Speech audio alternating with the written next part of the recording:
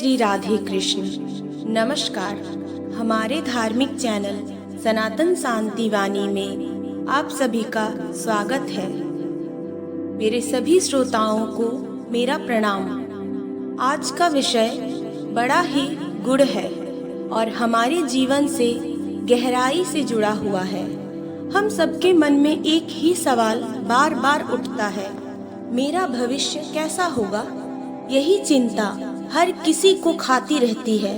कोई सोचता है बच्चों का भविष्य क्या होगा, तो कोई सोचता है नौकरी और व्यापार चलेगा या नहीं, कोई सोचता है बीमारी ना आ जाए, और कोई सोचता है कि बुढ़ापे में सहारा मिलेगा या नहीं।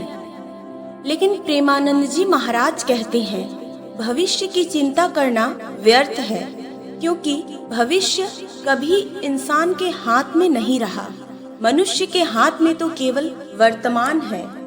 मन की चंचलता और चिंता। मन का स्वभाव है इधर उधर भागना।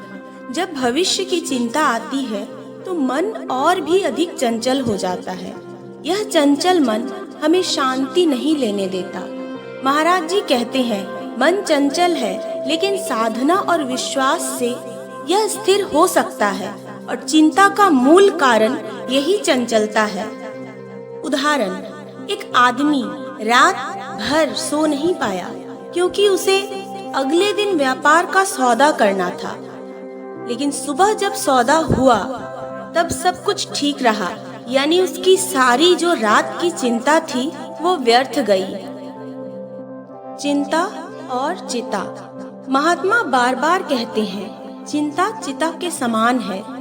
चिता केवल शरीर को जलाती है, लेकिन चिंता जीवित इंसान को अंदर ही अंदर जला देती है। जैसे कितने लोग तनाव में आकर बीमार हो जाते हैं। बीपी, डायबिटीज, हार्ट अटैक जैसी बीमारियां हो जाती है। यह सब भविष्य की चिंता का परिणाम होता है। गीता में भगवान श्री कृष्ण ने अर्जुन से कहा था, कर्मण्येवाधिकारस्ते मा फलेषु कदाचन। इसका अर्थ है, अर्जुन, तेरे अधिकार में केवल कर्म है, फल देना मेरा काम है।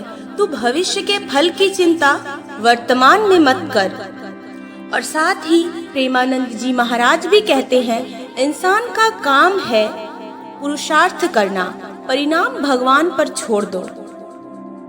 एक कथा प्रसंग के अनुसार साधक और गुरु की वार्तालाप। एक साधक हर समय सोचता था, गुरुदेव कल भोजन कैसे मिलेगा। गुरु ने कहा, तू आज का खा, कल की चिंता मैं करूँगा। और हर दिन व्यवस्था होती रही।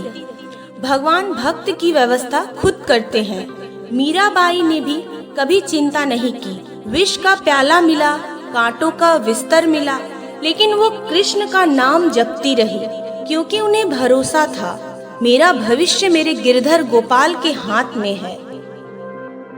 महाभारत में द्रौपदी की भी कथा है।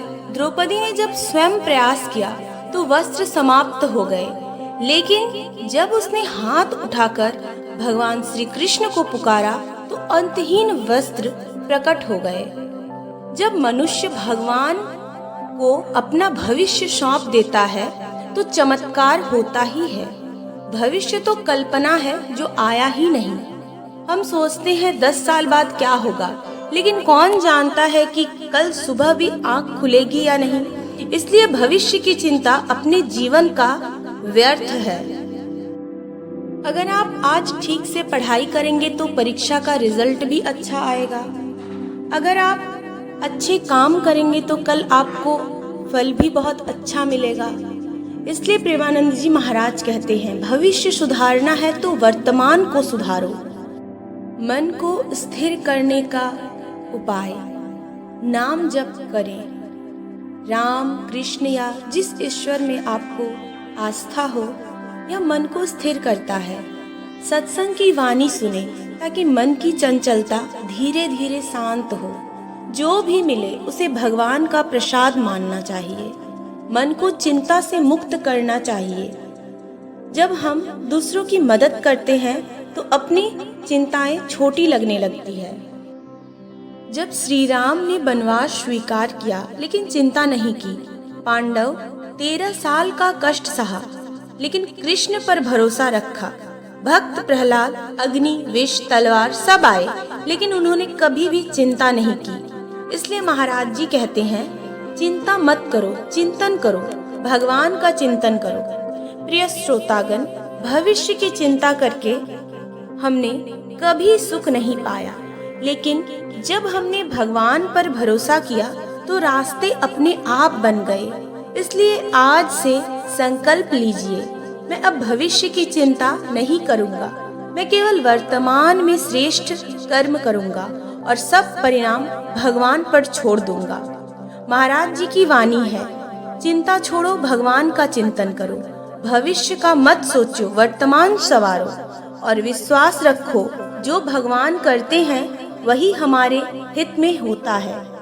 जय श्री राधे कृष्ण।